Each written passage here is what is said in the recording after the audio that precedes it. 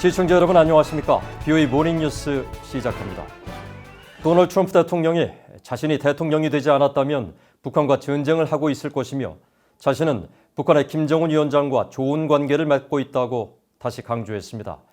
민주당 대선 후보로 공식 선출된 조 바이든 전 부통령은 후보 수락연설에서 동맹국과 함께 서는 대통령이 될 것이며 독재자들의 비위를 맞추는 시대는 끝날 것이라고 밝혔습니다. 이조은 기자가 보도합니다. 도널드 트럼프 미국 대통령은 자신이 대통령이 되지 않았다면 북한과 전쟁을 하고 있을 것이라는 주장을 거듭 강조했습니다. 트럼프 대통령은 20일 펜실베니아주 올드포지에서 실시한 연설에서 우리가 북한과 전쟁을 할 것이라고 했던 것을 기억하느냐며 힐러리 클린턴 전 국무장관이 대통령에 당선됐거나 오바마 전 대통령이 더 머물렀다면 전쟁을 했을 것이라고 주장했습니다. If Trump said, "Oh, we're going to have a war," no, it would have been a war if you had Hillary Clinton. Would have been a war if Obama were allowed to stay any longer. He thought there was going to be a war. 이어 전쟁이 어디에 있느냐고 반문한 뒤 아무도 죽지 않았다면서 전쟁을 했다면 2,500만 명이나 3천만 명을 잃었을 것이라며 서울에 3,200만 명이 있고 그곳은 포화의 바로 옆에 있다고 말했습니다. 실제 서울 인구는 1,000만 명이 조금 안 되지만 대규모 인명피해를 강조한 것으로 보입니다. 트럼프 대통령은 이어 자신은 북한의 김정은 국무위원장과 좋은 관계를 맺고 있다는 기존 발언을 다시 강조했습니다. 특히 자신과 김 위원장은 잘 어울린다면서 우리가 만났다고 하면 모두 매우 끔찍하다고 말하지만 그건 좋은 일이지 나쁜 게 아니다라고 말했습니다. I have a good relationship with him. You know, when I say that, isn't that terrible? They say, no, it's not terrible. It's great. It's great. I have a relationship. 미국 민주당 대선 후보인 조 바이든 전 부통령은 동맹국과 함께 서는 대통령이 되겠다는 외교안보 공약을 밝히면서 독재자들의 비위를 맞추는 시대는 끝날 것이라고 강조했습니다. 조 바이든 전 부통령은 민주당 전당대회 마지막 날인 21일 델라웨어주 월밍턴에서 대선 후보 지명 수락연설을 통해 우리의 동맹국, 친구들과 함께 서는 대통령이 되겠다고 밝혔습니다. I'll be a president who will stand with our allies and friends and make it clear to our adversaries the days of cozying up to dictators is over. 특히 러시아가 탈레반의 아프가니스탄 주둔 미군 사례를 사주했다는 의혹과 관련해 바이든 대통령 아래 미국은 미군의 머리 위에 서 있는 러시아의 현상금을 못 본 채 하지 않을 것이라고 말했습니다.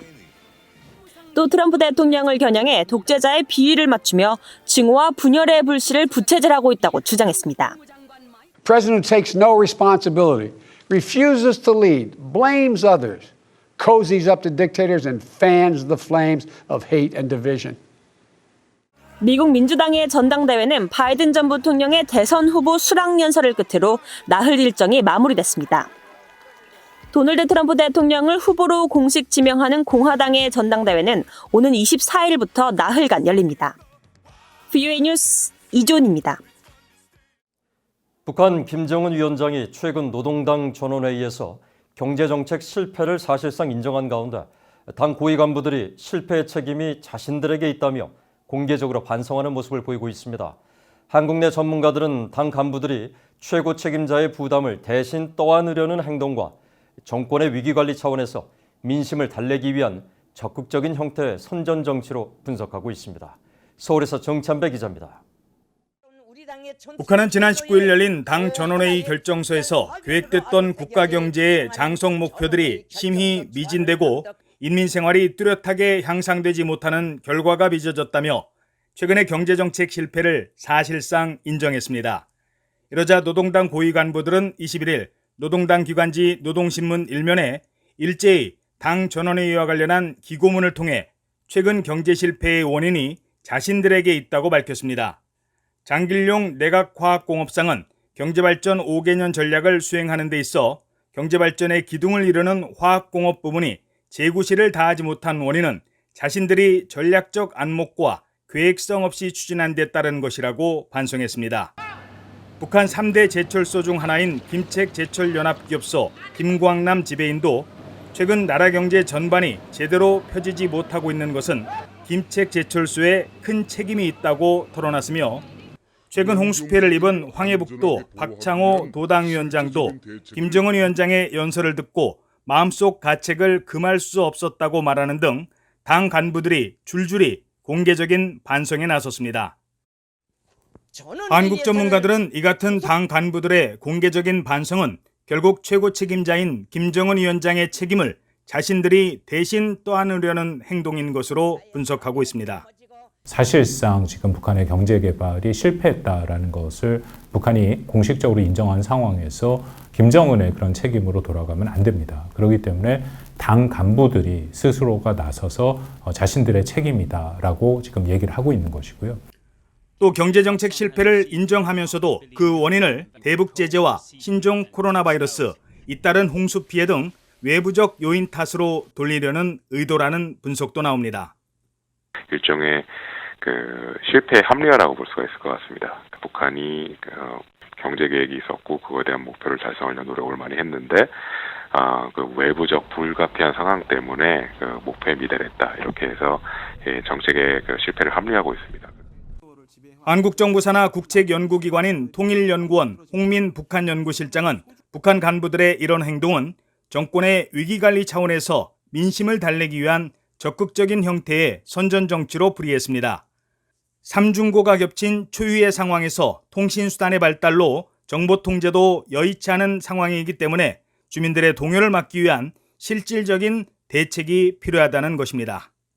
실질적인 그 지원과 실질적인 것들을 많이 주지 못하더라도 그런 어떤 행동 자체의 표상을 만들어냄으로써 주민들에게 일종의 어떻게 보면 통치자의 권위와 통치자의 어떤 민심에 대한 어떤 성의 이런 것들을 좀 표현하는 방법이 아닐까라는 게 이제 큰 차원의 이야기가 될 수 있을 것 같고.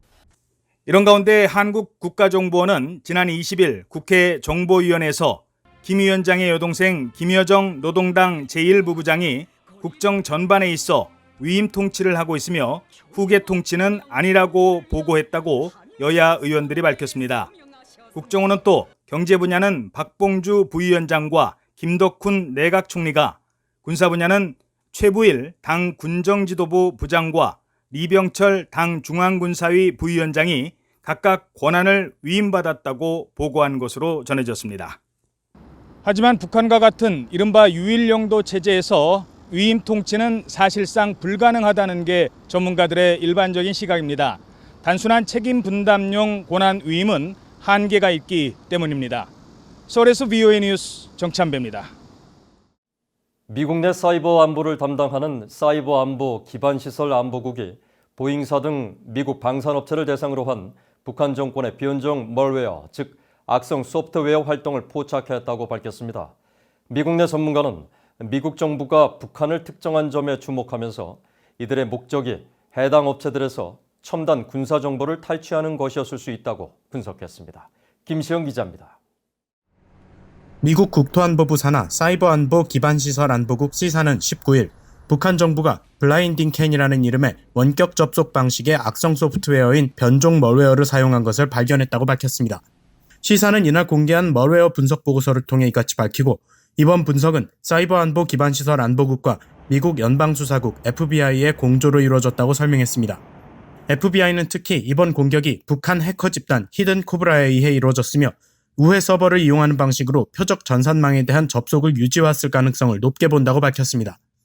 해킹 조직들이 미국 내 방산업체 등 정부 계약자들을 겨냥해 구직 공고 등으로 위장한 악성 웹문서를 미끼로 사용해 해당 전산망에 악성 코드를 심었다는 설명입니다. 또 이들 해킹 조직은 이 같은 수법으로 올해 초 핵심 방위산업체와 에너지기술 회사의 정보를 빼냈다고 밝혔습니다. 실제 보고서에 공개된 악성 코드가 담긴 문서에는 미국 방산업체 보잉사의 상표와 항공기 이미지가 포함됐습니다. 뿐만 아니라 이 문서는 보잉사의 인사 담당자가 보낸 것처럼 꾸며져 있어 피해자가 문서를 열어보도록 유도했습니다. 매튜하 민주주의수호재단 사이버안보연구원은 이번 미국 당국의 보고서가 북한을 직접 지목했다는 점에 주목했습니다.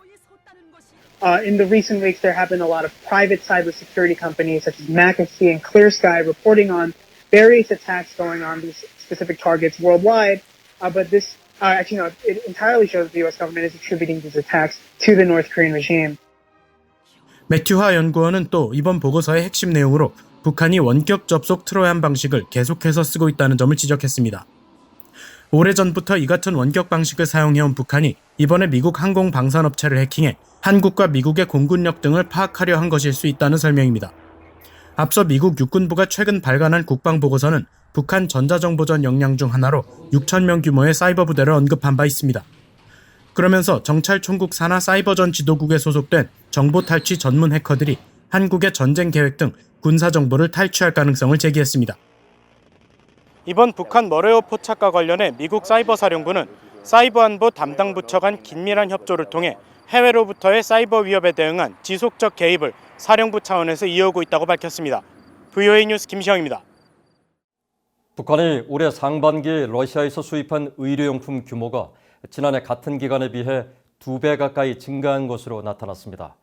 최근 공개된 러시아 연방관세청 자료를 보면 지난 1월부터 6월까지 북한과 러시아 간 총 교역 규모는 미화 약 2,884만 달러로 지난해 같은 기간 2,816만 달러에 비해 소폭 증가한 것으로 나타났습니다.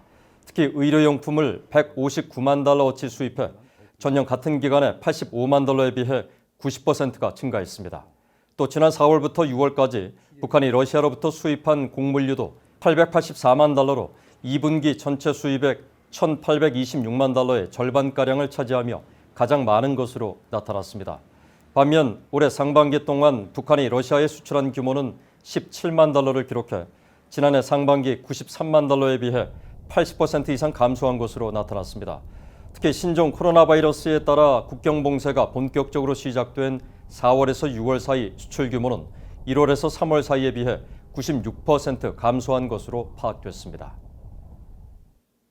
지난 5월부터 추진됐던 미한일 3국 국방장관 회담이 한국의 불참으로 이달 말에 열리지 않을 가능성이 크지만 미국과 일본 국방장관은 회동할 것으로 알려졌습니다. 한국 국방부는 21일 신종 코로나 바이러스 영향과 각국의 일정으로 인해 세 나라 모두 적절한 회담 일정을 정하지 못했다며 협의가 계속 진행 중이라고 밝혔다고 연합뉴스 등 한국 언론이 전했습니다. 앞서 마크 에스퍼 미국 국방장관과 고노다로 일본 방위상은 오는 29일 미국령 괌에서 회동을 조율하고 있는 것으로 알려진 가운데 당초 미국은 한국에 미한일 3자 국방장관 회동을 제안했지만 한국 정부가 확답을 하지 않은 것으로 알려졌습니다. 이에 따라 한국 국방부 측은 신종 코로나 바이러스 확산 상황에서 국방부 장관이 자리를 비우고 귀국 후 2주간 자가격리까지 하는 건 현실적으로 어렵다고 판단했으며 사실상 불참하는 방향으로 결론을 내린 것으로 알려졌다고 한국 언론이 보도했습니다. 한국 군 당국이 신종 코로나 바이러스 감염증이 다시 확산됨에 따라 올해 예비군 소집 훈련을 전면 취소한다고 밝혔습니다. 한국 국방부는 21일 국가적 차원의 코로나 바이러스 위기 극복에 동참하는 차원에서 다음 달 1일부터 시작할 예정이었던 올해 예비군 소집 훈련을 비대면 원격 교육으로 전환해 실시한다고 밝혔습니다. 국방부는 당초 3월부터 시작할 예정이었던 올해 예비군 훈련을 코로나 바이러스 확산 방지를 위해 9월로 연기하면서 하루 일정으로 축소 시행할 예정이었지만 전면 취소를 결정했고 이에 따라 예비군 전체 소집 훈련은 1968년 예비군 제도 도입 이후 처음으로 취소됐습니다. 한국 국방부 관계자는 최근 코로나 바이러스 확산으로 사회적 거리 두기가 2단계로 격상되는 등 상황을 엄중하게 인식하고 있다면서 국민의 건강 보장과 재난 극복 등을 지원하기 위해 앞으로도 적극적인 조치를 취할 것이라고 밝혔다고 연합뉴스 등 한국 언론들이 보도했습니다. 이상으로 BOE 모닝 뉴스를 마칩니다. 시청해주신 여러분 고맙습니다.